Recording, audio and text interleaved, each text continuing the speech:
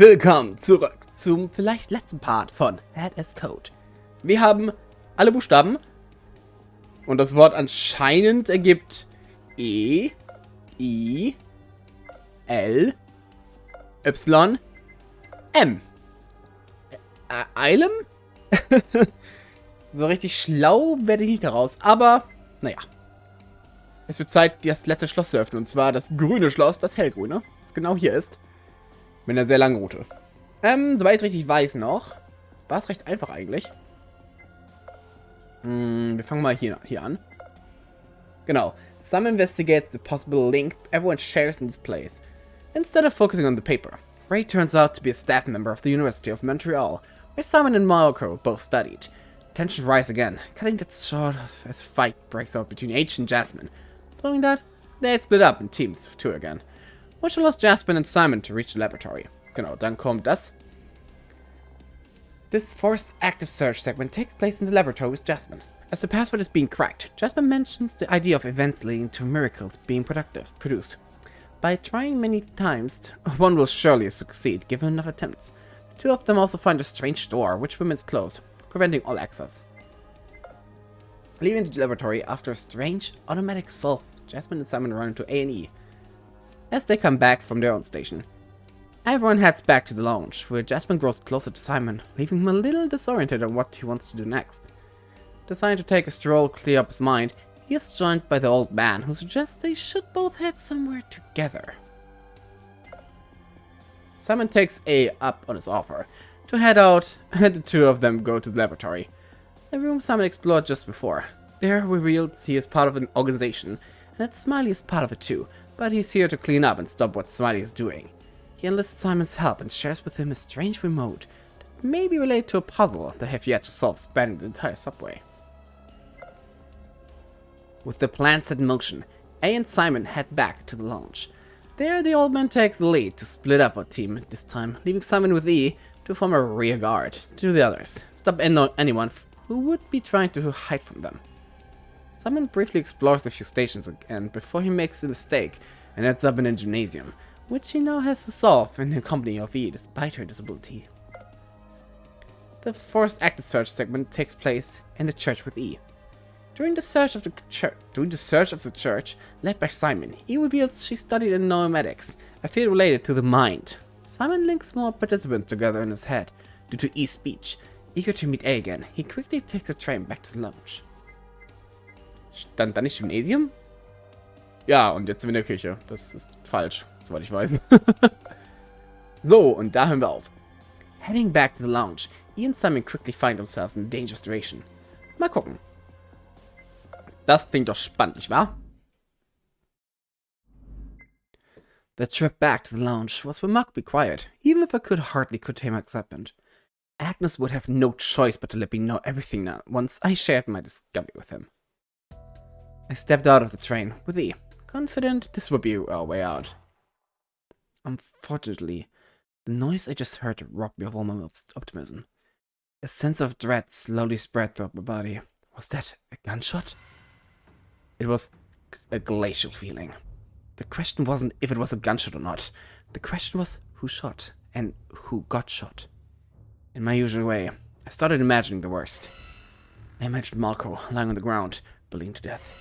I imagined Jasmine against the wall, immobile and dying. What if Agnes got shot? All possibilities of learning the truth about him would evaporate. I clenched my teeth. It was too early to say. Instead, I joined E to the metallic wall. I was hearing some footsteps from above. What is it? She asked. She spoke. She made noise. I had to stop that, so I put my hand over her mouth. The girl understood quickly, and she ceased any sort of movement.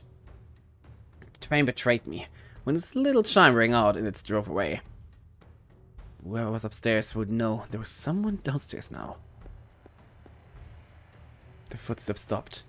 Instead, there was silence, other than some grumbling or moaning. Another gunshot followed. The person hadn't been on their way to leave the room yet. Perhaps they didn't realize someone came by the station. The element of surprise may have still been on my side. Finally, those heavy steps came closer and closer. The staircase creaked as the steps grew louder. The footwear was probably a pair of boots.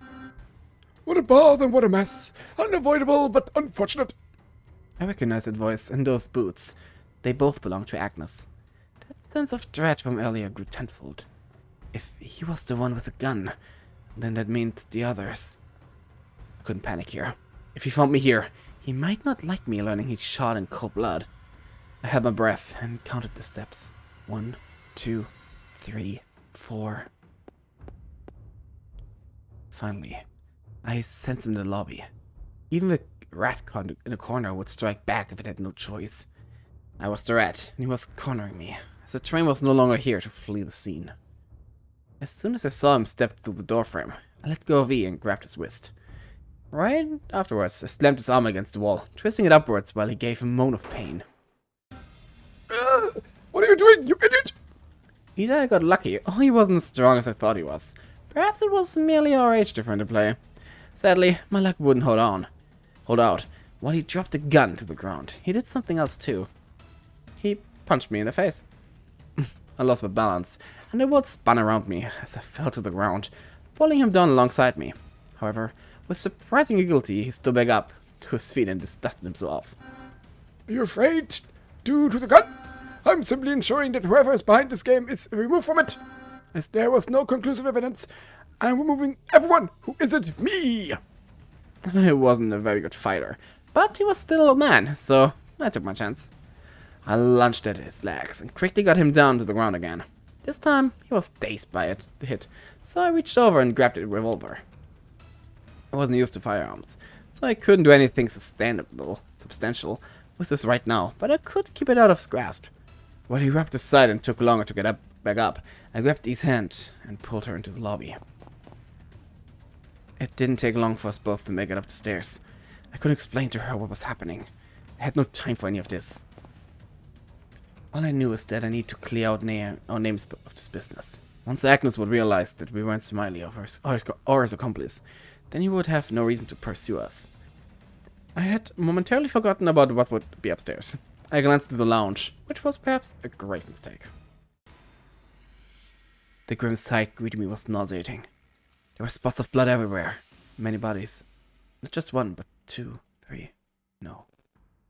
There were 4. All of them had been shot square in the head. With 4 deaths, I assumed the revolver had used 4 with 6 shots. The 4 dead were Ray, one of the twins, and... I fell to my knees, suddenly dizzy. The other 2 were Jasmine and Marco. They were both dead.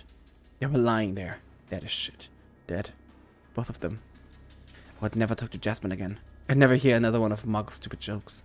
I hated those jokes, but this I hated more. I hated it far more. Couldn't move. I felt like solid rock. He was still standing next to me, and she didn't know what to do. Clearly, the girl was scared, but I couldn't move. I was stuck in a strange state. Like solid rock. Cold. Weathered by time. Full of heavy nothing. Mechanically, I turned my head towards E. She was still alive, though. This girl. This nice girl who didn't deserve any of this was still alive. Slowly, I stood back up. This girl, who had been nothing but nice to me.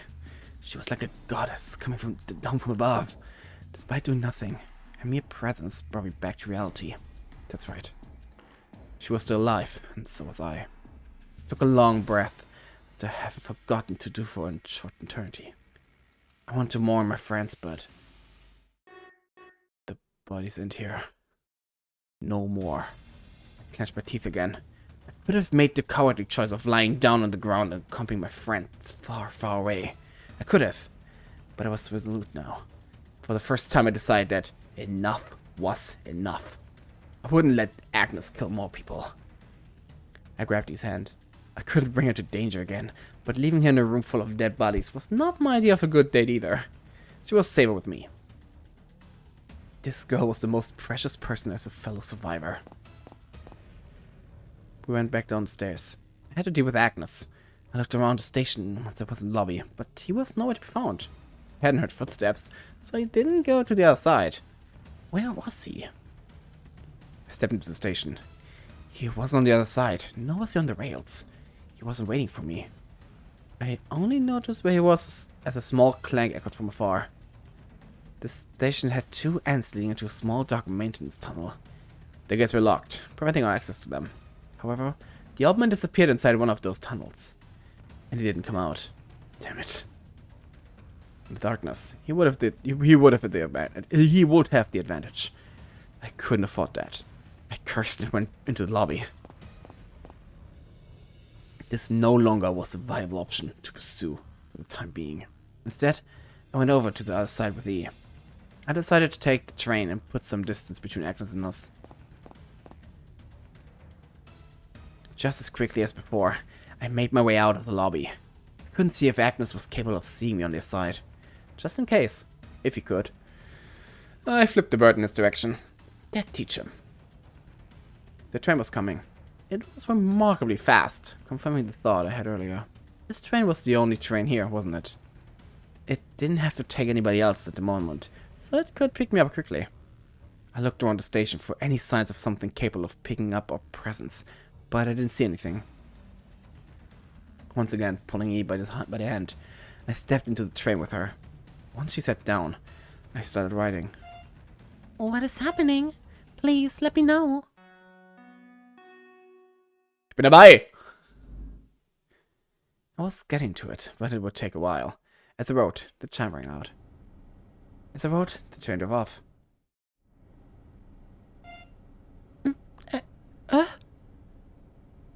Everyone is dead? How could this happen? I suppose. I don't have a reason not to follow you everywhere now. But are you sure? Is it really what you saw? The girl looked positively mortified. I couldn't blame her. I elaborated upon the fact I only saw one twin, so perhaps the other was safe. Do you know which one died? I was told they were identical, so perhaps not. Oh no, I didn't think all of this would get so bloody. This is truly, terribly, horribly horrible. While I'd been writing, I mounted up another part of my plan. The station I would go to was the fourth from the launch, the one I forgot to explore earlier with E. That station would hopefully give me some answers. We need to find a way to leave this hell as fast as possible. She was right. This was hell. I couldn't stop thinking about the bodies, dead, cold on the floor, which was equally as cold. But I had to stop thinking about it. That was then. This was now. The train stopped. I couldn't let anything destroy my resolve. I only had one chance at this. If I died, it would all be over, and E would be dead as well. Speaking of E, I had to ask her what her name was. I decided to keep that as an incentive to escape. I would only do it once I would be safe and sound outside. The train left behind me after I contemplated that idea. The first order of business was cleaning up my name, finding out that fucking password, and confronting A once I had masked all the shitty information he wanted me to find. I held my head in a hand. I started swearing my thoughts. I need to calm down. Pulling along again, I stepped into the lobby. Then went up the stairs. And finally arrived at the station's special room. This was a large gymnasium. I'm not gonna get any answers here, am I? Maybe I should just think about it. What about you, E? Oh, you have an idea? Sure, that'll work. Here, I'll let you have a crack at it. Free to use those eyes to see what the problem is, and your ears to hear what I'm saying. I forgot you can't see anything and you can't hear anything. Oops, my bad. Fuck, I'm going insane. I didn't mean to turn her disabilities into a mockery. I was just stressed out. I was frustrated at the situation, not at her. She was difficult to deal with. If only she could see and hear. I communicated with her some of my ideas, asking her if she had some. Well, if you want to clear our names of suspicion, the best way would be to find Smiley and apprehend him. But that seems impossible. But first, let's think about Smiley a little. From what you said, if we're pulling from the pool of those who are still alive, Smiley is anyone between Agnes, myself, you, or the other twin. Otherwise, Smiley is already, dead. I don't think you've seen the other twin yet, so for now, let's consider them as a possible threat. It's sad to say, but we can't leave the other twin of suspicion. That means all we need to do is to prove that she's Smiley, even if I don't want to do that. Something didn't feel right with these words. I hadn't seen the other twin at all. That was true. But I thought about the team composition we had. Jasmine had gone with Ray. G had gone with Marco. And Agnes had gone with H. Thinking about it that way, the bodies that turned up were Jasmine, Ray, and Marco. There was also a twin, but it was either G or H. Agnes had gone with H, so it's possible he would have killed her too.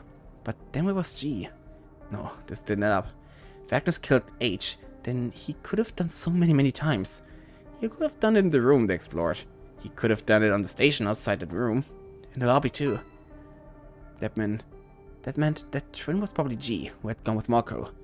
All the teams came back. Then why we didn't see H was simple. Agnes killed her, but not at lounge. And I didn't have the time to investigate that. I shared my idea with E. You think so? If she's already dead, then we can't manage to prove she's Smiley. And this means we're the last ones alive. You said we were at the station, right? She took a small pause, unsure of what she should say about it, but eventually she made her question clearer. If this station has already been explored, couldn't we just leave?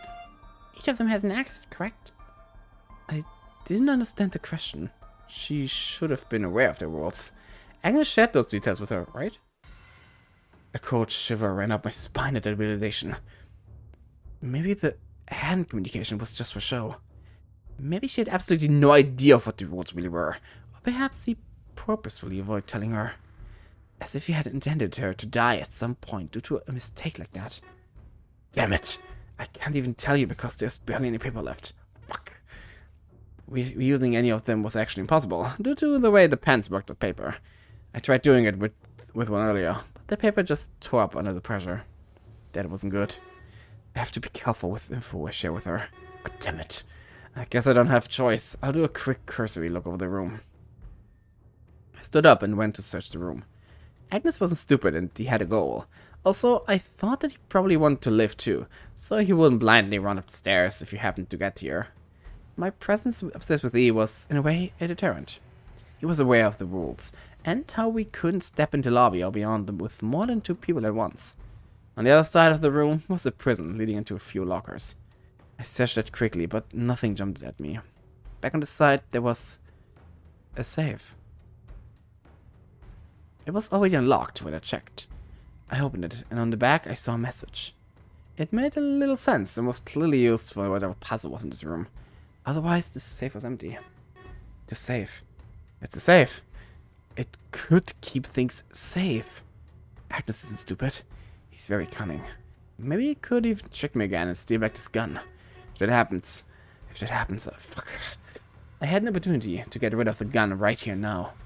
If I hit it and only I knew where it was, he would have no choice but to take things slowly. I didn't find a password in this room. I didn't find a clue about Smiley. I didn't find anything really relevant, but I could get rid of this gun. Despite my resolve, I knew that I would shake in my boots when the time came to use it. This was dangerous for me, not for anyone else. I didn't even know how to operate it. Time was ticking down too. Agnes would find us sooner or later. I already weighed my options. I could confront Agnes with a gun, or leave the gun here and investigate a way to leave otherwise. The third option was also the mega door I could unlock with the remote, but I still didn't know the password for it. If only I had hints about the password.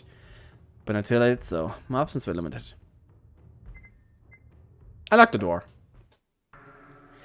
I didn't know when Agnes would catch up to us, and there only was one course of action that came to mind. Instead of doing anything with the gun, I decided I needed to get to the core of the problem. I had to get to the laboratory as soon as possible. The main problem was my identity. Agnes was so convinced that by killing everyone, he gets Smiley. If only I could convince him otherwise, then he'd spare me at least. I didn't absolve him of his crime. I planned to bring him to justice as soon as I was out of here, but I needed him to drop the chase. With that thought, I took the train as soon as it arrived. We arrived at the laboratory without a hitch. There were no signs of Agnes either. This was a good thing, because if he'd been here, he would have gotten in the way. Worse, he could trigger the punishment for entering the station with more than 2 people by mistake. This would definitely be the worst outcome for everyone involved. I still had no idea how to open the door, but having felt the back of the remote, I noticed there was something there. Now that I wasn't in a rush to get here, I examined the little studs. They formed rectangular patterns. I knew this. It was Braille. How lucky that he's still here and alive. I exclaimed to myself, half sarcastic. True, it was still lucky. In fact, perhaps too lucky. I took a moment to think about what this meant. Agnes hadn't really gone for her. Of course! He had known about the Braille. That was why he needed her alive. But that's only if he cares about breaking this way into here. Assume the Braille is even for that. No, wait. He could read it, wouldn't he? He knows how to talk to E and stuff. This wasn't giving me a headache. This was giving me a headache again. So I decided to stop trying to understand what it meant to his head. Even worse, I had an even bigger headache when holding the remote. E held my other hand. I pulled from her, which thankfully didn't make her panic. I need both my hands free to write her message. I only had one piece of paper left. I handed it to her alongside the remote. You want me to touch the remote and tell you what's written on it? I can do that, but are we near an exit? She paused, figuring that I would answer. When I didn't, she lost a bit of her composure. If we're near an exit, can't we just leave? I obviously knew otherwise. But even if I knew otherwise, there was a part of me that said, I could go, right now. Like this, things were fine. As if I knew the solution for the exit already. Okay. Well, on this remote it says, reverse me to open the way in and forgive me for... Forgive me for what? Wait, reverse me to open the way in and forgive me for... Was das nochmal? Eileen? Eilen? I don't understand. I didn't understand either. I plucked the remote from her and calmly as I could. Looking at it, I realized that I could enter 5 letters into it. 5 letters. I didn't know what this meant, but somewhere there was some sort of password. All I needed to do was figure it out. Simple, right? 5 letters. 1 password. I thought about it, but I just couldn't figure it out. Till finally, it struck me. A painful headache crept up on my head. It enraptured my brain, squeezed so hard, I thought I was going to die. I dropped the remote onto the nearby table and fell down upon it. Ah, why? Why does it hurt so much? What the fuck? My hands closed the fist and I banged into the table a few times. I banged with my fist, with my forehead, with my whole body. The pain was excruciating. Someone help! I called for help, but in my head, and knowing full well nobody would answer. Several long moments of this pain followed. It was as if my head was filling with a great deal of information. Too much, in fact. Finally, it ceased. I breathed heavily, panting without any idea of what just transpired. However, something felt different now. This was just like the time at the station. All my memories came back to me. I remembered everything. The letters. I know them. Finally, I stabilized and stood back up to my feet. I entered the 5-letter password following the instructions on the remote. The 5 letters were E-I-L-Y-M. And the reverse order was Miley? Miley. And that was it. As soon as I turned the remote to the reinforced door and pressed the send button, the way in was opened. Very slowly, the door creaked open. It looked supremely heavy when it was closed, but now, as it moved just enough to let me grab the side and pull it wide open, it looked older than anything else. Besides me, E was holding herself, as the movement of the door opened had mostly sent off some intense vibrations through the ambient air. What's going on? What did we open? Alas, I couldn't answer her. Instead, I pulled her into the room, confident that I could finally prove my innocence. This would solve everything, I thought. Next to me, E wasn't quite in a state of panic yet, but she was clearly getting there. As we both stepped into this place, past the small scanners on the walls and ceiling. Are we outside? I wish I could see. Something about this struck me as odd. She could see, no? I knew it. She had eyes! This had to work to rebuild her vision. It would be done very soon. If that was the case, then she would finally be able to see soon. Why was she panicking? What is this? Where are we? We are not supposed to be here. E, please calm down. I knew it was unless useless to try, but I couldn't communicate with her otherwise. Instead, I reached for her arms to stop her. She was gesticulating and any wrong movement could hurt her in this place. No, no, I want to see. Take this thing off. I need it off. I want to see. I knew the headset she had was almost done doing its job, but like this? It wouldn't finish. I tried to help her, but she shoved me away with remarkable strength. I hit the wall with a dull thud. Ugh, stop! I looked around the room and in my daze. This place was a bit like some kind of escape room similar to those we had earlier. If E could calm down for 2 seconds, I might have been able to... Ah! This is wrong! This is all wrong! What is this? Why? No! What? I turned my head back to E, snapping to the source of the noise while quickly standing up. The sight that greeted me was so strange I could not move. E's skin was smooth. Smooth skin. I saw her smooth skin. At that moment, I saw that right in front of me, E had no eyes. Her skin was horrifyingly smooth, as if she never had eyes to begin with. A normal human face should have had eyes, a nose, ears and a mouth, but E was missing some. She had no eyes and she had no ears. She had no eyebrows. She was featureless. Not only was she missing some vital component to her anatomy, she was also aware of it. She panicked, terrified of herself. Her hands searched for her face in vain. All she could find there was smooth skin. I also felt my face as a result, but I didn't share her situation. I can't see! I can't see! I can't see and I can hear! The vision of horror cemented itself into my head. A few more seconds passed me by as I remained frozen, unable to think, unable to understand. What was happening to E? I tried looking away, but the more I tried to do so, the more I was glued to the side. This was unnatural. This was inhuman. Time had come to a standstill as I stared, frozen by inability to process what my eyes were seeing. What was this? As time passed, I wormed my way out of my stupor. Finally, my arms, which felt like lead before, were capable of moving again. I reached for her to try and help her, but she shoved me away again in a panic. Ah! I landed against the machine with the switches, after which it took me a second to stand back up. At least, following that, he seemed to have calmed down. I looked at her again, as I rose. She had stopped gesticulating entirely, dormant against the wall, like a marionette with its string cut. She did not even seem to breathe anymore. E? Are you okay? I quickly lunged towards her. Oh, no. I had to do something about this, but what? What could have caused this? The strangest part was how she had fallen dormant right after shoving me. Did something happen in the room? I had to take a look around and help her promptly.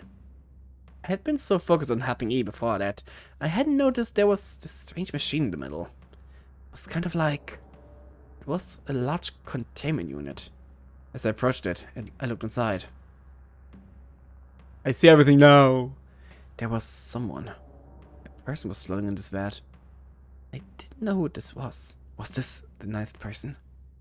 Was it one of the others? Was E? Oh, Smiley! No, they wore a mask. I recognized it instantly. Smiley? The person held in suspension within the vat was Smiley. At least, that's what some of their attire suggested. None of this made any sense, however, as I had memories of one of the twins also wearing Smiley's helmet. Yet, inside in the vat was a woman, not a little girl. I could tell by her general body shape. It was the grown female body, perhaps slightly old. There was no time to look at it for too long. I reminded myself I had to help E, and I also had to stop Agnes and this Mad Rampage. Ist das vielleicht Miley? So gesehen, die, der verziehen werden soll? Sorry, das wegen Miley? This was a notebook. There were a lot of pages with a bunch of useless stuff. I was talking about nomadics? What the hell was that? It also had a bunch of footnotes about casualty.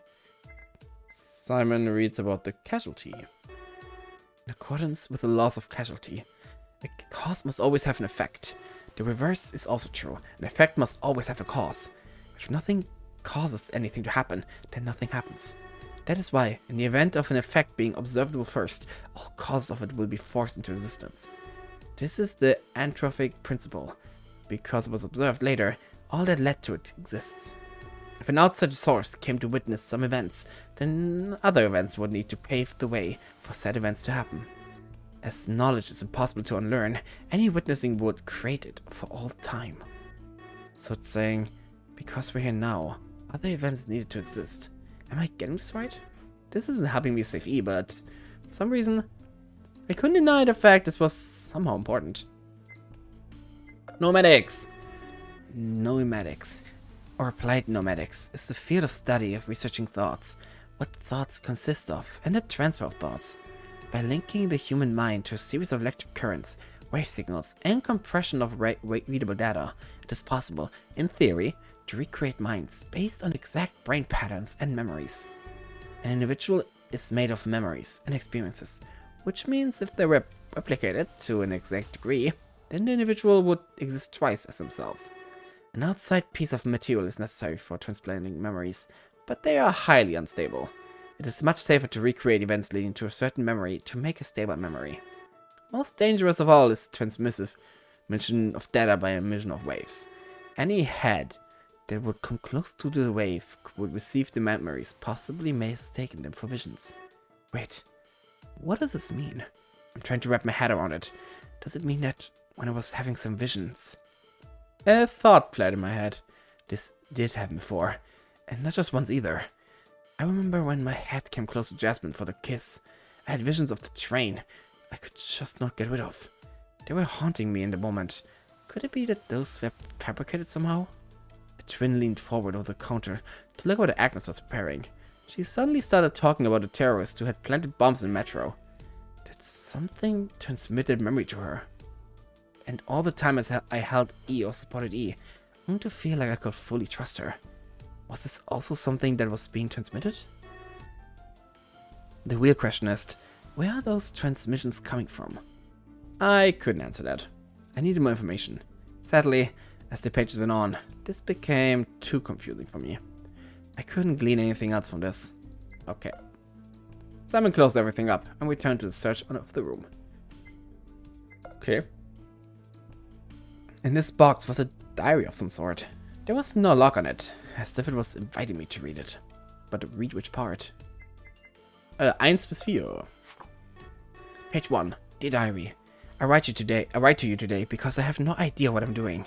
I've enrolled in some school. It's the University of Montreal. All of this is very new to me. Hopefully I will learn how to keep a diary and I will enjoy companionship, as I was bid to do. Perhaps I will even feel something. Page 2. Dear Diary. Today I have managed to impress everyone with my prowess in computing equations, quantifying signals, and calibrating brainwaves in a theoretical field called nomadics. However, I'm still sad and lonely. Everyone admires me for my skills, as they say I am a prodigy. I still feel nothing despite that, as if I am cold and empty inside. Page 3. Dear Diary, a few men came to me today to offer me a job. They were so impressed with my prowess that they said they could bring me through a screening process. They will come back in a week. Until then, they said, I should prepare as much material as I can to prove myself in front of the entire board of directors. Is this stress? Page 4. Dear Diary, today I managed to land a job. It has been a while since I wrote anything, but I wasn't sure if I had time. I am now officially a part of... That part's completely crossed out. Page 5. Dear Diary, the job I'm doing can be very taxing. I'm under a strict contract to never reveal what I'm working on, but some of it makes me really wonder if this is the right way.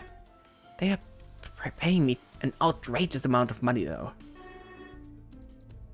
I wonder what kind of rich person could even fund all of this. Page 6. Dear Diary, it has been a month since I last wrote. During this time, something magical happened.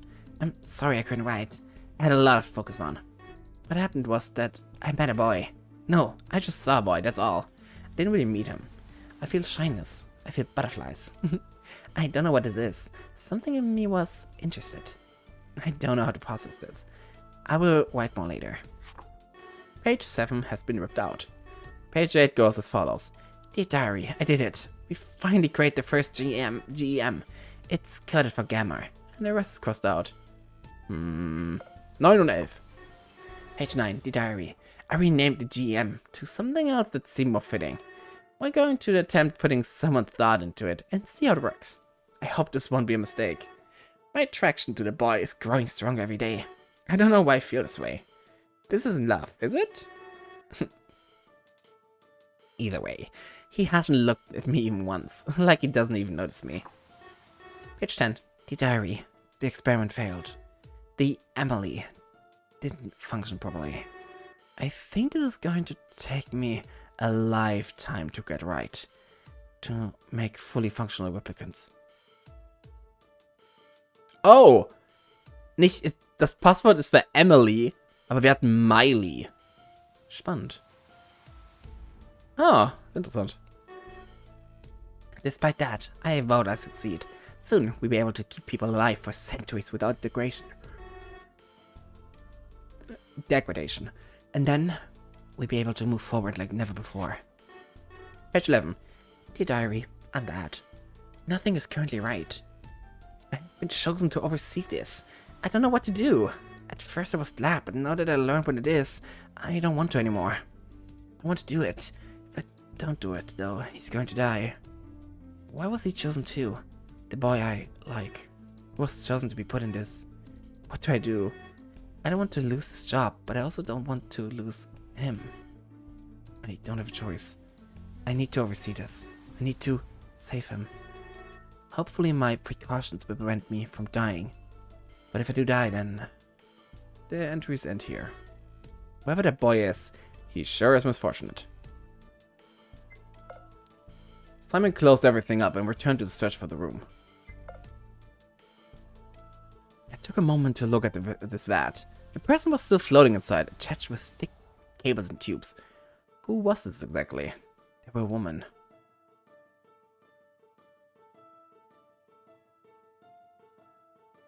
Oh, ich dachte, die Maske wäre jetzt weg. Das ist lustig gewesen. Wait. Jasmine? Is that you in there? I couldn't be very sure.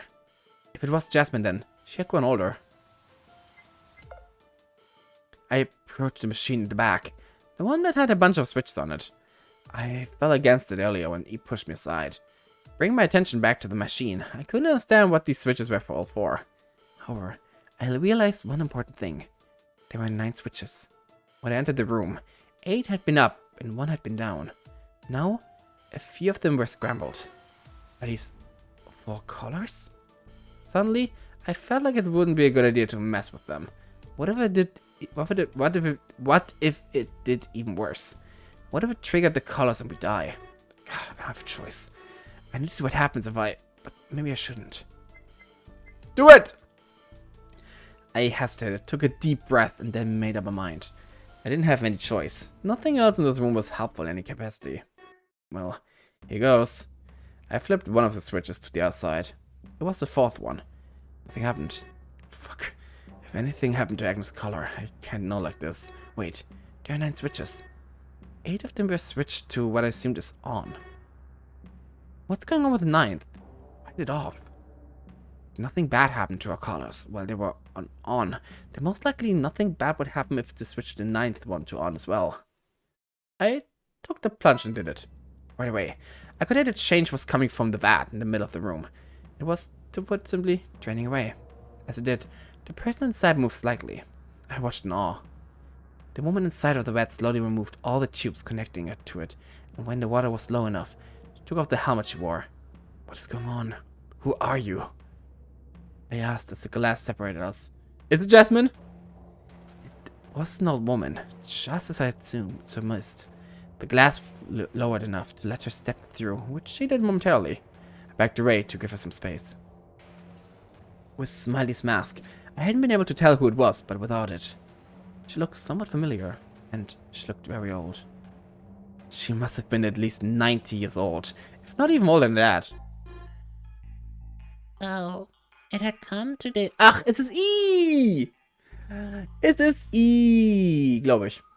So, it has come to this. I sensed no hostility from her. She looked very sad, though. I caught the glance she gave towards his body. Wait, are you? The question hung on my lips, and I couldn't finish it. She patiently waited for me to do so, but seeing as I couldn't, she chuckled. Let me catch my breath first. It had been so long after all. Moving after being in suspension for this long is very difficult. The voice that came from her had a low tone, but I could still feel as if it was kind of melodious and pleasant. She pulled a chair from under a nearby table and sat down in front of me. What's going on here? Why does E not have eyes? And you? Who are you exactly? Are you Smiley? She shook at that. Her manners could have used some polish. I wonder about that now too. I am indeed Smiley, but no, that's not quite right. Without S, I am only Emily. My full name is Emily Fiction. It is not my real name, but that is because I have no name. This is the name I gave myself. It is as good as any, I hope. Emily? I didn't know anyone named Emily. Wait. Now that I had a good look at her, I realized what felt familiar before. I took a glance at E's body. No, not Emily's body. E's body. Was this body which didn't move anymore Emily's body too? I could tell her face was similar, even without the eyes. Her hair was arranged similarly as well. This is correct. I am Emily, and she is Emily. Both of us are one and the same. Although, that part is not entirely correct. She is an Emily of Emily. Emily stands for Electro-Autonomous Memory-Driven Informal Library, which gives the Emily acronym, named after myself, their developer. She sighed wistfully, shaking her head. But one thing at a time. We have many topics to cover now that we are here. I am sure you have read my notes in my diary. Sneaky boy! I nodded, remaining silent, unsure of what I should have said, if anything. Instead, I let her talk to avoid her getting confused in her explanations. It is your final chance to think about everything before I say my piece, so take it now or proceed. I will let you choose the order in which I explain it all. I can talk about myself or about you and the other participants, and then I'll finish up with this entire event's ordeal. I quickly made up my mind on what we talk about first. But that's a smile. I want to know more about you. Oh, such a thing pleases me greatly. Although I suppose it was preordained, I would eventually talk about me, my motivations, and why I am Smiley. Though, I suppose that is incorrect. Without S, I am only Miley, or Emily. It is our connection that created this entire thing, after all. Ich bin S? Huh. It is because I was stupid. I wanted everything. I was greedy. I used to be a normal person, as normal as I could force myself to be, and I used to frequent the University of Montreal so long ago now. I studied in applied pneumatics, which allowed me to manipulate thoughts and such. Yes, that diary is mine. I'm sure you don't need me to tell you a lot about that, but I can't give context. The organization that contacted me is called the MTS. They are horrible, horrible people who do human experiments. I had no idea what I got myself into for the longest time. So I worked for them. I built various technological adventures while furthering my studies. One day I met you, Simon. Ah, you did not see me, and in fact, you never even so much as looked at me. But as you said, I wasn't normal. I don't have feelings. I wanted them, but I never had them. I was not good with human relations in general, so I never felt compelled to approach. I was fine just looking from afar. Unfortunately, that was a mistake. As was continued work with the MTS, mind you. Eventually, They wanted to host this event, and I was the best candidate for it. And so I became Smiley. I learned you of all people would be participating in it. And so, I wanted to save you. I wanted to save you, and I also want to create an unbreakable bond between us. Such an experience would be something no other people could ever share. I want to create it. I want to create love. I wanted to no longer be so unrequited. I didn't know how to take this. Was this some sort of weird declaration of love? From another woman? Well, perhaps it was a little too producers to think badly of it, but I wanted to stop it, but I couldn't. So instead, I tried creating loopholes and a way out, because if it wasn't for me, everyone would die, executed as part of the process. Even though I failed, hopefully, you can find it in you to forgive me. we'll see about that. I took a pause before we continued talking. Simon asked about the other 7. Yeah, I have a question about that. Why us? Why choose all of us? Oh, this is a little complicated. First of all, you need to understand that we chose our subjects very carefully. I suppose I can go in order of number. She, as you called her, was chosen simply because she came as a pair with a twin Hannah. But she had also been involved in the replacement of her sister under observation. You were chosen because somehow the MTS was aware of my attraction to you. They didn't want me to start doing something stupid, so they chose you as some sort of punishment or point of focus for me. I never wanted you to have been chosen. Let me establish that. If I hadn't gotten my way, none of this would have happened. Marco was chosen because he also was a student in applied pneumatics, but he knew of the MTS the same way I knew of them, and he was opposed to what they were doing. It was dangerous, they said. I don't see it. Agnes was chosen because we betrayed them before. The MTS had an experiment in which his wife was killed, and as a result, he defected, only to reintegrate the ranks. However, he no longer held the esteemed position he once had. Instead, he became part of the cleanup crew. After the debacle in New York, he was reassigned here, but unbeknownst to him, he was to be killed off in this place. Hannah was chosen because she is one of the very first Gamma X Machinas, or GEMs, which are renamed Emily's. She was used in an experiment to measure the link between twins. She never learned her sister was a fake. Ray was chosen because he got too close to the MTS. He took a brain scan somewhere. Then the MTS contacted him to help him with some sort of cure. I don't know any of the details beyond this much, but that was apparently enough for them. Maybe the medicine he had was experimented in some way. Myself? Should be obvious. I looked at the motionless body. So you controlled your Emily remotely. Oh, no. This was quite literally me. Remember, they are autonomous, Simon. Anyway, finally Jasmine. Obviously, she isn't the real Jasmine. It was another half-fed experiment where they turned someone into a completely different person. Hannah, the real one, was heavily injected and rebuilt to become Jasmine herself. That one I had no hand in. It seems very atrocious. She closed her fists, somewhat angry. I shared the same emotion, but it was also liberating? Yes, this meant the real Jasmine was still fine. Of course, I already remembered this.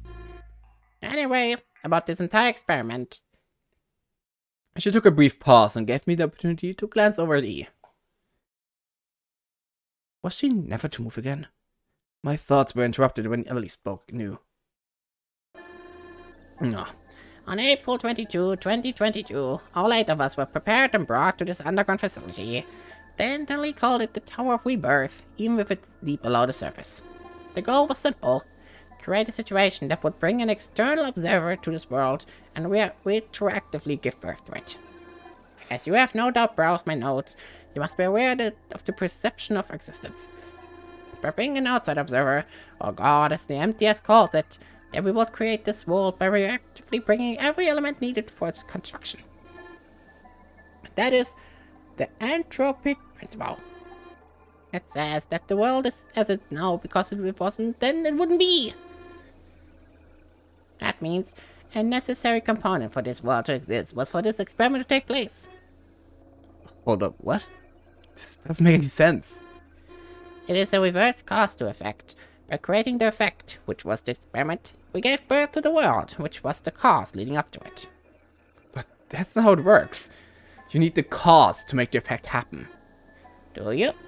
If you have the effect, then the cause is a necessary element for it to happen. Well, whatever. I'm getting confused. Please continue. Right. I'll leave the specifics to the Eurocrafters. So anyway, in this experiment, everyone was adorned with a collar. They are what had been selected to be the transmitters. These collars contain every single bit of the memory you remember. When affixed to a human body, they transmit false memories, such as you being in the metro with Jasmine and Marco. There was a fake memory being transmitted to your brain every time you woke up, at the very beginning, alongside Jasmine. In the same order of idea, fake memories have been transmitted to everyone before they woke up too. For instance, Marco's opposition to the MTS was suppressed, and instead he started sharing in their doctrine. He inexplicably believed in God. Agnes was given the knowledge to create explosives, and before he'd only used pre-made ones. Hannah forgot her school life, and those memories were falsified, which really changed how she remembered her time there. She forgot her entire circle of friends. I was made to forget I was the mastermind behind all of this. It was a grave problem, and it ultimately led to carnage. I wish I could take it back so badly. Either way, the colors functioned well, but they were imperfect. Thankfully, it played into my hands until the actors decided to destroy everything. I still can't fathom what he went through his head. The colors are not stable, which may explain why he behaved like that. When they create conflicts in the mind, they can grow like a mental tumor that erodes your sanity. You may have seen this happen a few times, and perhaps also been subjected to it, when memories did not match up with what you previously thought you saw. Ja, kann man sagen. Right. That time with Jasmine. Right? That time with Jasmine. No. Ach so. Right. That time with Jasmine. No, those times. It appears it happened more than once. Precisely. The carnage that followed sadly robbed every person of their lives, including you. You were beheaded. I still, to this day, have a vivid memory of the moment, and it haunts my nightmare. Following your beheading, I had no choice. I remade it all. I squinted in suspicion. What did she mean by that? I took my many years. In fact, if I'm this old, it is because I have spent my whole life researching the field of nomadics until I could create exact perfect replicas of a human. Of course, the interior is still robotic, as if they are strange fleshy robot hybrids, but these are the Emilys you see now. She mentioned towards E. I recreated all 8 of you to rebuild the memories of this place. For your particular case, I used your head as code. Das Spiel heißt Head is Code, das ist genial. Ich liebe es. But why?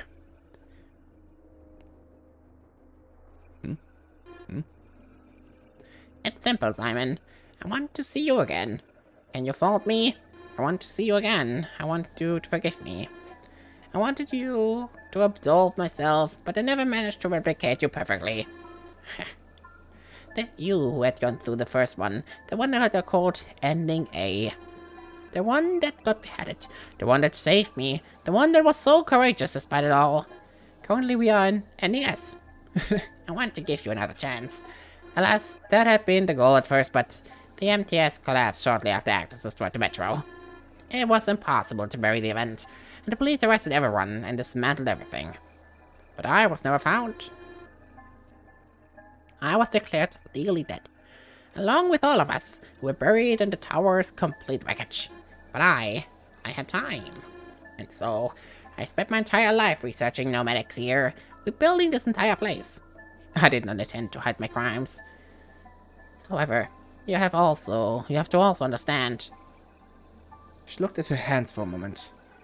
I didn't have a choice either. This needed a happy ending somehow. God wouldn't let me.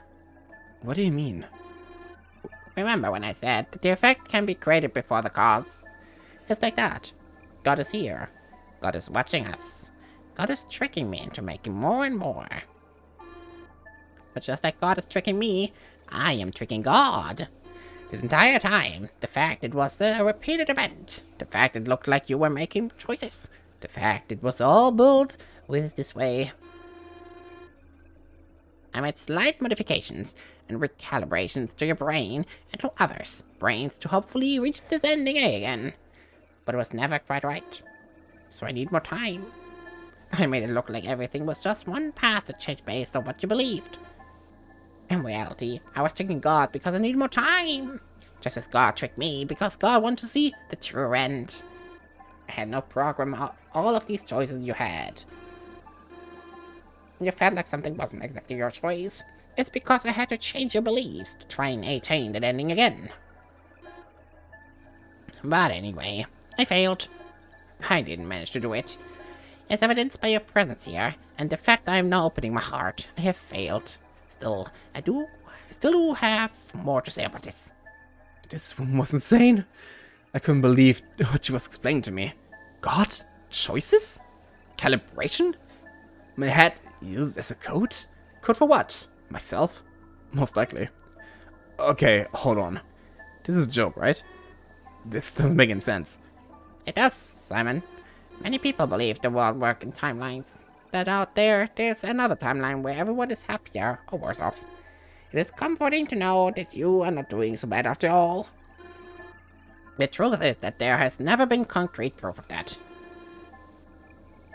The fact I have repeated this event not once, not twice, but 80 times now is proof of the opposition.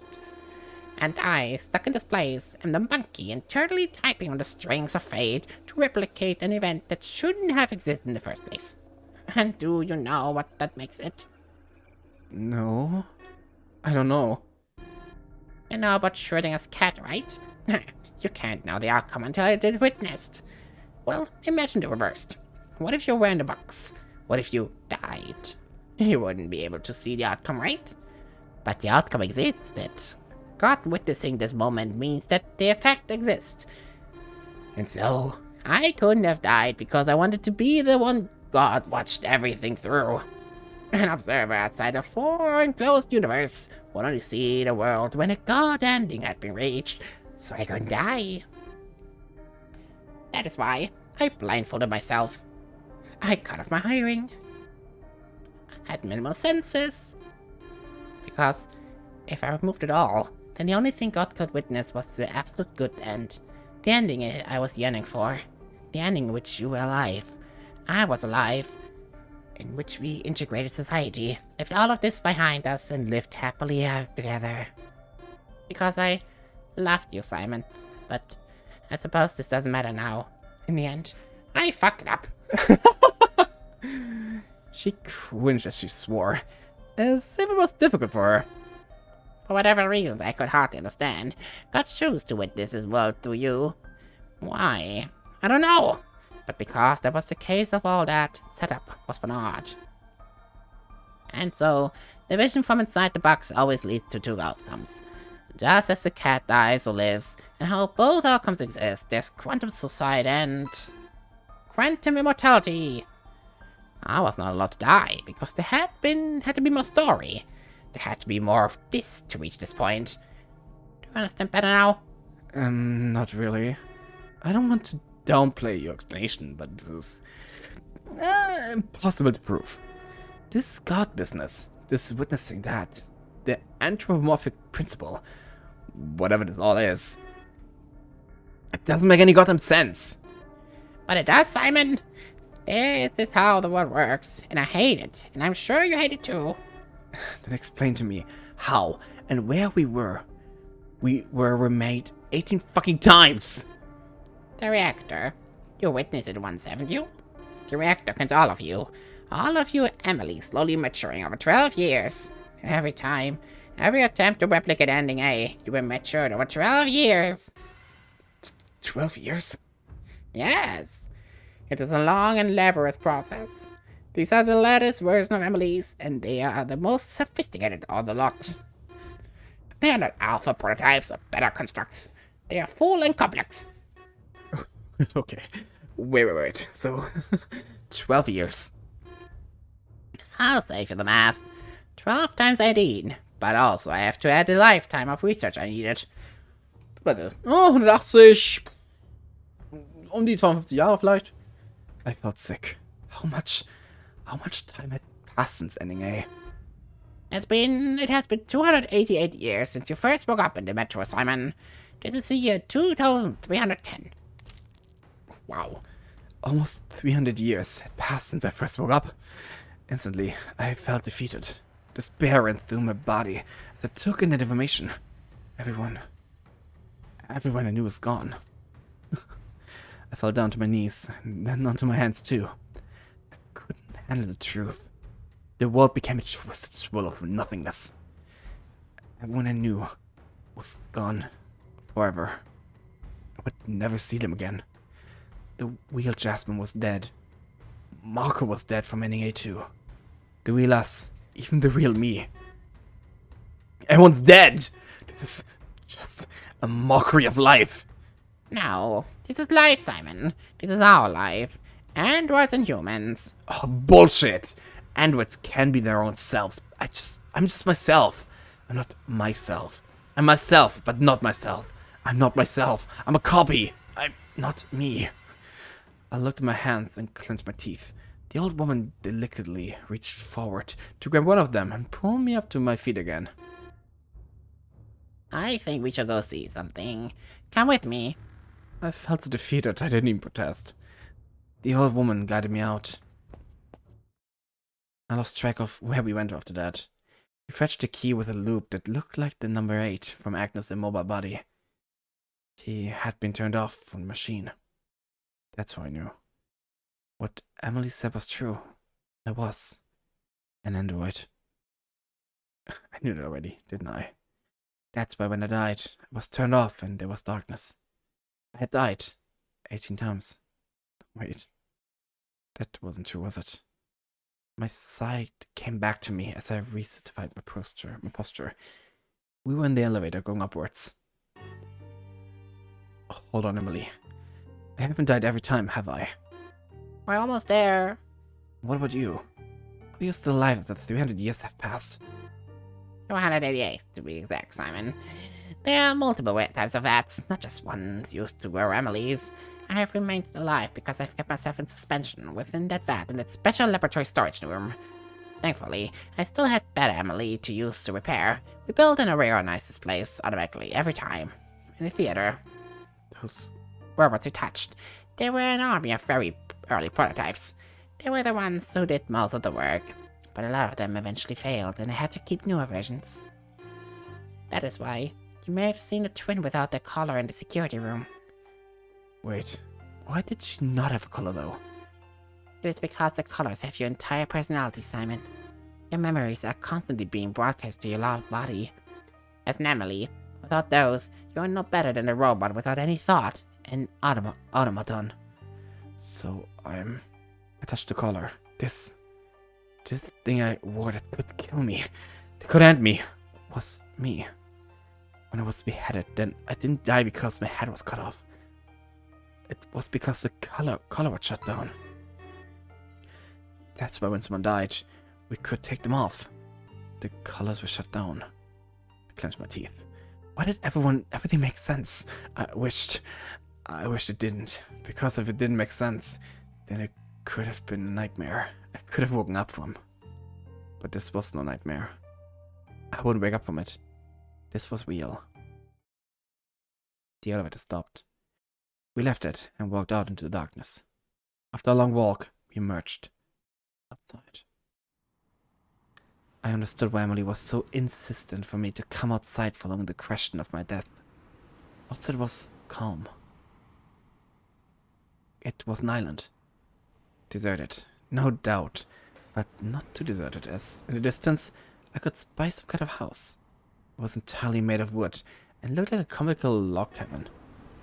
What is this? This is what Simon 17 and Emily 17 have made, Simon. Simon 17? Your other self, the one who has escaped before. He has done so by confronting Agnes and pulling Emily along with him to pass through one of the scanner gates. You have managed to escape twice during this entire ordeal. Once you did so, but you arrived in the ruined world around 100 years after ending A. Then you escaped again, this time on this island, 24 years ago. Alas, if it was so easy just to accept that as the right ending, but it wasn't the right replicable path. Yet, I came to understand from it that it might be the closest one to what I needed. And so I decided to shut down the experiment, to prepare the duo for my speech, as I planned to tell them at that exact time. But first I had to do modifications. I took Emily 17 back in, installed eyes and ears upon her head and... Alright, why did you do that? Why couldn't you leave your other self in their senses? Because if I did, then there would be no difference. You know how the ending works, right? When I end the experiment, it takes all the events that happened and assigns it a letter. As much as I want to replicate you exactly as you were, I couldn't. Because if I did this exact same setup, then God would end up in ending A all over again, which results in your death and my unfortunate survival. Despite that, I replicated everything as best as I could have. The guns, the knife, the rooms, everything was put back as it should have been, as long as I could do so. Your little trick hid a gun away for the longest time I never have, and I never, ever found that gun again, until you took it out. I decided that one gun would have been fine anyway. I made a major change to separate every experiment from this one by removing my own sensors, since I wasn't using them during the experiments. In the distance I saw... myself. That was Simon 17. Next to him was a girl. Emily 17. What the... Hey, Emily! Look at this! Mother self caught from afar. I stared over, almost longingly at the happier life he seemed to be leading with Emily 17. I was jealous of myself. The two of them joined us after rushing over. Simon 17 seemed all the more surprised from not only seeing me, but also seeing Emily too. I didn't think I'd see you again. I was just showing Simon 19 around here for a bit. Simon 19? So this has gone on again for another 2 experiments? You said you stopped everything, didn't you? But then why didn't you see? We didn't see you again. Yes, I said that, but I had to change my mind because... Because what? I had to know. No matter. Either way, I was just showing Simon 19 around. Do you have anything you want to say to each other? Well, it's just that, as you can see, there's not much left of Montreal. He motioned with his arm around. Apparently, a flood took the world by storm due to global warming. Everything is now underwater. This is the very top of Mont Royal, the mountain in the middle of Montreal. And so it goes. Sorry, how about being a defeatist again? It's okay. I'm still coming to terms with everything that has happened. It's very hard to imagine I've never even spoken with myself. Yourself from 24 years in the future, too. A lot of time had passed, huh? And yet, you're barely aging. Emily was looking at us. That is because Emily's aged very, very slowly. It was one of the main parts of the GM project. Gamma X Machinas were supposed to witness dozens upon dozens of years of deterioration. I estimate Emily's lifespan to be somewhat in the range of 200 to 300 years. Plenty of time to get this island under control. Oh, don't say it like that. Either way, our business is more or less concluded here. Are you going back in? Yes. I'd like to stay here too, but this seems to be our doubles paradise, so I don't want to intrude. Besides, I belong to another area. Before we go, I have a question. This time, Emily 17 was the one who wanted to take it. What is it? Are you two happy? Yes. We are carefree as the wind. Even if it's just been one long dream. We don't really need to eat, but we do have to maintain maintenance. And it's not always pleasant. And so long as you continue living here, no one will disturb you. It is, as I say, paradise, even if it will probably end someday. We waved to each other. This lifted my spirits. To be honest, I was a little happier, despite the horrible situation I went through. Then, after our goodbyes were given, we went back on the ground. Emily had one last thing to talk to me about before. Before what? I didn't know what would come of it. So here we stand.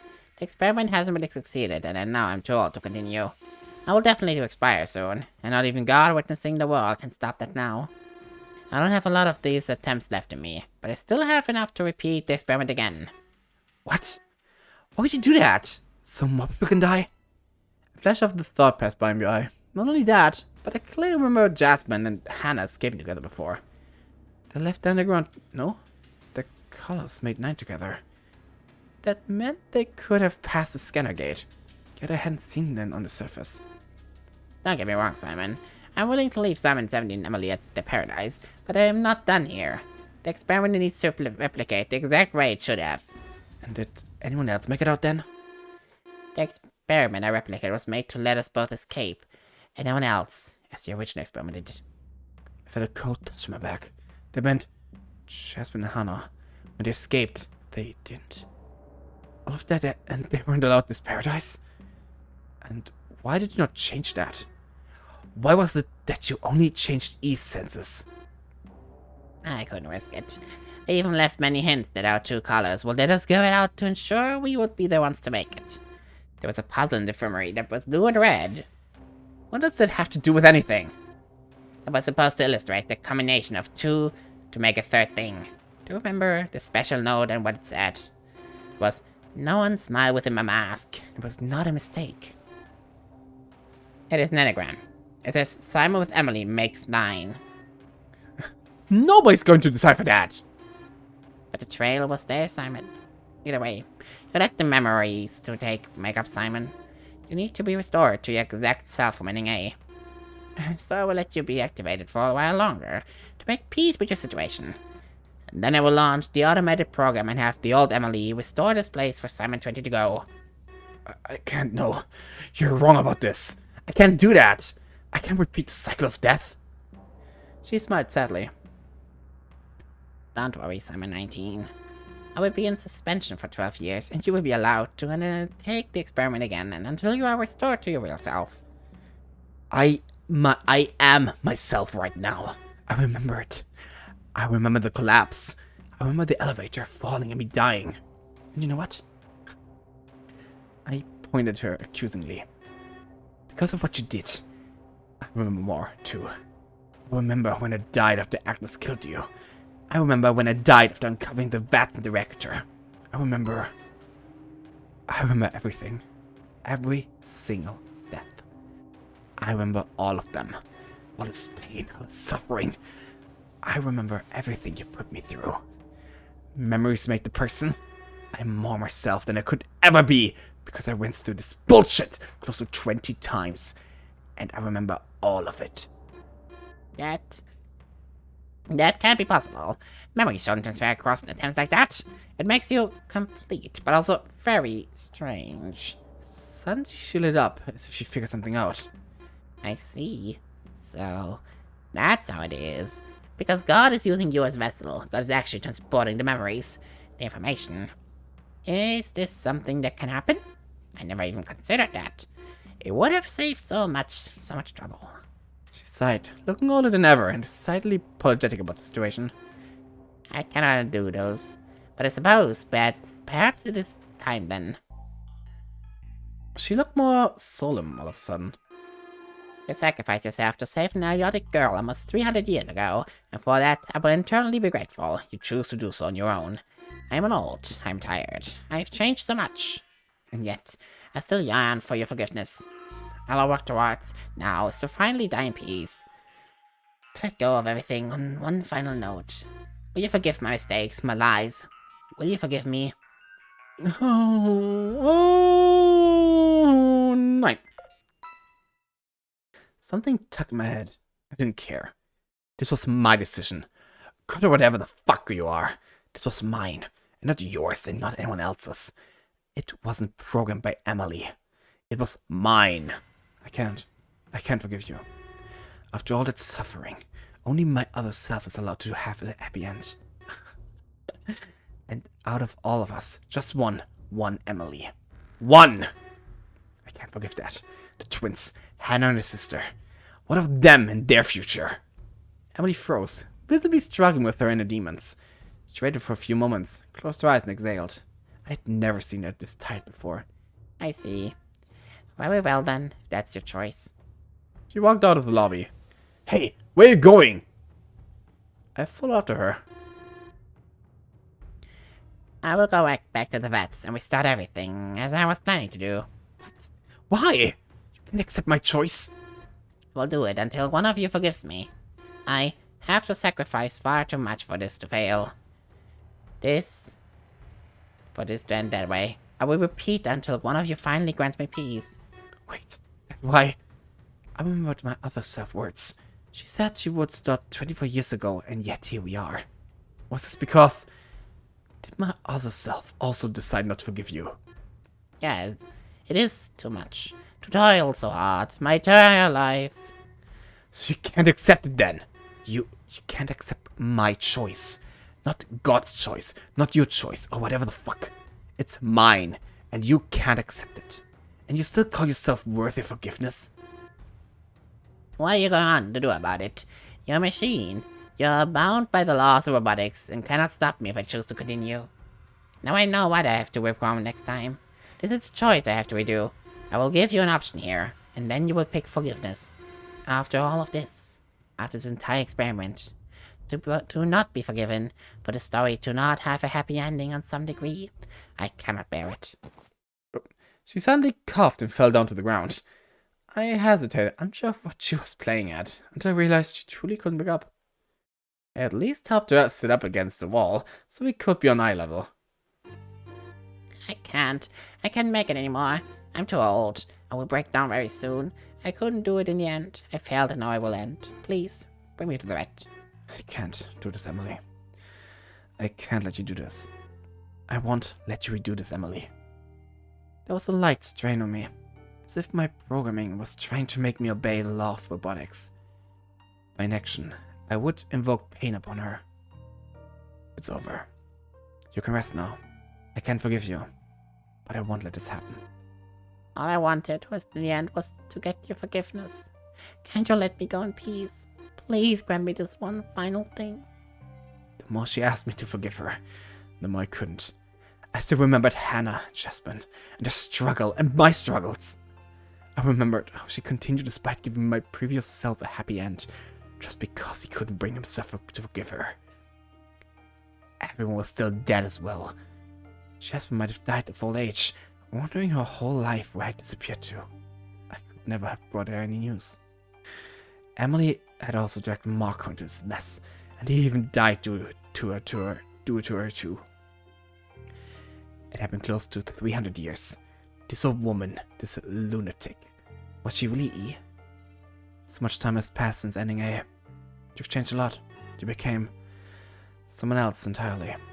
For the sin of repeating this for your own greed, I can't forgive you. But because your younger self still tried to do as she should despite the origination looming presence, and she almost succeeded in at least saving me, I will forgive you. The you from 280 years ago. I will forgive E. She gave a weak smile, and yet it was enough to make her look so much younger. At that moment, I felt like I was with the girl I had saved, with E. That's good enough. I spent my entire life to atone for this moment, and now it's you. It's your choice what happens with this place. Maybe I was mistaken, but I... She coughed again, her eyes widening surprise. She tried to say something else, but couldn't. Instead, she lifted her hand and did her best to reach my face. Before she managed to touch it, she fell back down. Immobile. Dead. Emily had drawn her last breath, and no, it was over. I remained there with her lifeless body for a long time. I didn't know what to think. I didn't want to disturb the couple on the surface, as I, too, in a way, want to have a happy ending. But a happy ending was also a fake one. The 24 years they spent together was their paradise, as Emily put it. It was also a long dream. If they have to wake up from it, then so be it. I went back up the stairs. I told them all about the fact something might happen soon. To be ready, just in case they had to bunker up. The both of them understood, even if I didn't tell them the specifics. I didn't even tell them Emily died either. They were wiser than I anticipated, and they accepted that this could be the end. Once those preparations were complete, I went back underground. I wandered to the laboratory storage. I took his collar with me, and I reactivated it. Away from her body, I didn't wake her up. I wanted to carry what had E in it, and so I took it with me. Armed with his collar, I reactivated the reactor room and carried Emily, the old woman's body, inside with me. Since I carried his collar with me, the door shut behind me when I entered the room. I climbed up the stairs and sat on the ground with his collar and Emily's body next to me. And then I waited. Smiley appeared to me. I see you arrived at this moment. Unfortunately, I must inform you that this room is dead end, in a manner of speaking. It will not be one for everyone, however. Before I explain that part, I will tell you a story. This directly correlates with some of your presence here. There was a girl who had done terrible things a long time ago. She, as a result, was taken by an organization for the human experiments. What she did was terrible, but what those people did was even worse. The girl's sins were to join them looking for both fortune and a stable life. But the biggest sin of all was how she remained closed off, unable to communicate with others clearly. She was entirely deaf to the plight of her own feelings, and blind to the feelings of others. The situation is a direct result of that. And now, this is the reason why this room is a dead end. The reactor has been set to overheat within 10 minutes. Make no mistake, this reactor could completely destroy every station here. It is an extremely powerful power generator that, on its own, could give energy to an entire city. While this is not nuclear energy, it is something somewhat close.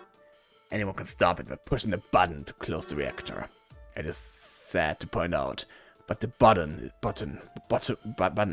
is inside the contraption, and pressing it will close the door behind that person. This means that whoever pushed the button will be trapped within while it stabilizes, resulting in their end. The only question you both should be thinking about for the next 10 minutes is, who will make the sacrifice? This time, there would be no sacrifice. Where before I had died, where before Hannah had died, and where most likely Countess Marcos, Jasmine and others had died too, I waited. I watched as the screen turned off, and then minutes counted down. The reactor was activating. I could have stepped in to die and stop it. I didn't. Did I think there would be no sacrifice? Oh no. There would be a sacrifice. In fact, there would be 3 sacrifices. Emily and I would be the sacrifices, along with her younger, more naive self.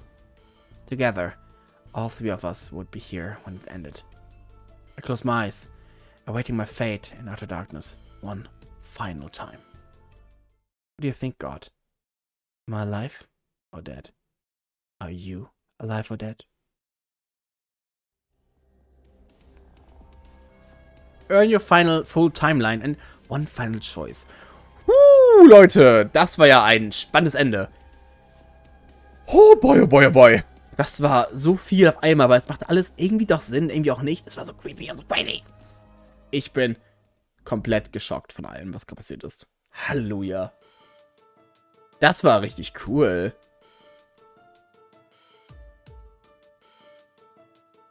Ich finde das schön, dass sich direkt mit ist das normal, dass man mit Ending A beginnt? Ist das normal?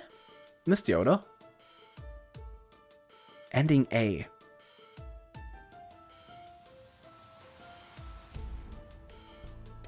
Die Frage war, was war nochmal Ending A? War Ending A das mit dem Fahrstuhl?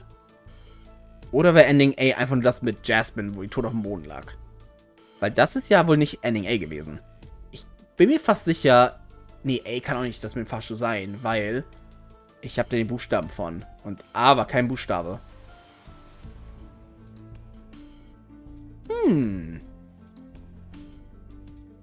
Sehr interessant.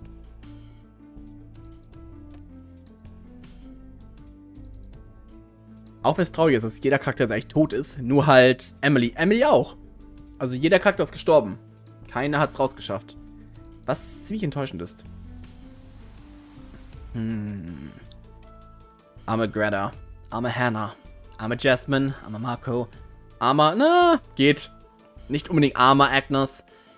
Und armer Ray. Und armer Simon.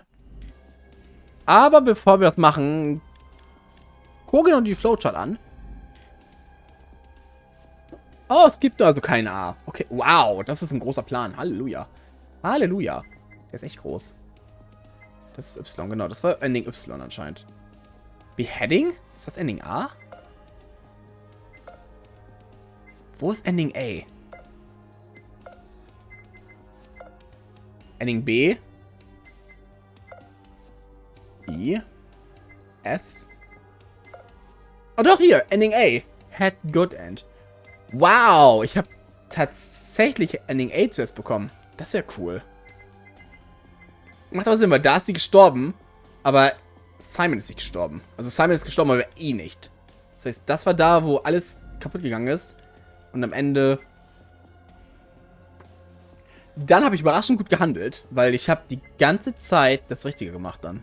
Weil ich dann da gelandet bin irgendwann. Das ist ja cool. So, haben wir jetzt alle CGs, die Frage?